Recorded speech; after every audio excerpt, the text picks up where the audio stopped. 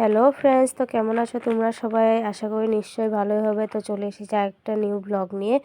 তো এদিকে সকাল সকাল ঘুম থেকে উঠে পড়েছি মা ছেলে। তো এখন অনেক কাজ বাকি আছে। তো সকাল সকাল আমি ঘুম থেকে উঠে ঘরটা ঝাড় দিয়ে তারপরে সবার আগে ঘরটা মুছে নিই, কারণ ছেলে যেহেতু এখন হাঁটে তো ছেলেকে নিচে নামিয়ে দিতে হয়, বিছানায় থাকতেই চায় না এখন। তাই জন্য আমি সকাল সকাল ঘরটা মুছেই নিই সবার আগে। তারপরে এই যে ছেলে ফ্যানের দিকে তাকিয়ে আছে আর আমার বিছানাটাও গুছানো হয়নি, এলোমেলো। তো তোমরা এটাকে অ্যাভয়েড করো, কারণ যেহেতু সকাল সকাল আর এখন সব কাজকর্ম করবোই। তো এইদিকে আমি ছেলেকে নামিয়ে দিলাম নিচে। ওর এখন দেখো দুষ্টুমি শুরু হয়ে গেছে, ও ভীষণ খুশি নিচে নেমে। আর এই যে হাঁটা শুরু করেই দিয়েছে, আর এখন হাঁটে কম, দৌড়ে বেশি। এই যে দেখতেই পাচ্ছ তোমরা, দৌড়ে দৌড়ে চলে আসলো আমার সামনে।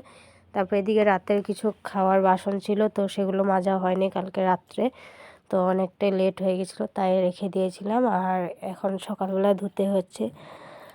তো আজকে দুপুরে রান্না কিছু হবেই না, কারণ কালকে রাতে মাছ ছিল, তো মাছ রান্না করেছিলাম, তো সেটাই আছে, তো সেটাই দুপুরে খাওয়া হয়ে যাবে। আর তো দুপুরে রান্না বান্না কিছুই নেই আজকে। তো খালি সকালে আমরা সিদ্ধ ভাত খাই যেহেতু, তো সকালে ভাতটাই রান্না করা হবে। আর এদিকে আমি বাসনগুলোকে মেজে এখন চলে যাব আর একটা অন্য কাজে। তো এখন বিছানাটা তোলা হয়নি, যেহেতু বিছানাটা তুলতে হবে। তো সকাল সকাল বাসন রেখে দিলে না অনেকটাই কাজ বেড়ে যায়, রাত্রেবেলা বাসন ধুয়ে রাখলে কাজটা কমে থাকে আমার মনে হয়। তোমাদেরটা জানি না। তো আমার মনে হয় রাতের বাসন রাতেই মেজে রাখাটা ভালো, তা সকালে মনে অনেকটাই কাজকর্ম কমে থাকে। তারপরে এদিকে চলে আসলাম বিছানাটাকে তুলতে। তো আর এই যে ছেলে তো ডিস্টার্ব দিয়েই যাচ্ছে, কারণ ও একবার আমি বিছানাতে উঠলেও ও উঠতে চায়, আর আমি নামলে ও নামতে চায়। মানে ছেলের কোনো কাণ্ড কারখানা বুঝি না আমি। তো এখন আমি বিছানাটা তুলছিলাম আর ও নিচে দুষ্টুমি করছিল, মানে জিনিসপত্রগুলোকে এলোমেলো করে দিচ্ছিল। তো এদিকে চেয়ারটা টেনে নিয়েছে, এটা করে নিয়েছে, ওটা করেছে। এই যে তোমরা চেয়ারটা দেখতেই পাচ্ছ ভিডিওতে। তারপরে চেয়ারটা টানতে গিয়ে ছেলে পড়েও গেছে। আর এদিকে আমি ফটাফট বিছানাটাকে তুলে নিয়েছি। তো বিছানাটা তুলতে অনেকটাই সময় লেগে যায়, প্রায় 10 থেকে 15 মিনিট লেগেই যায়। আর এই যে ছেলে চলেও এসেছে দুষ্টুমি করতে, চাদরটা পাততে না পাততে মানে চলে এসে টানাটানি করতে। আর চাদর বিছানাতে পেতে আমি তো রাখতে পারি না বেশি টাইম। তারপরে এইদিকে দেখো আমার বিছানাটা তোলা শেষ, আর ও চলে এসেছে বস্তা নিয়ে।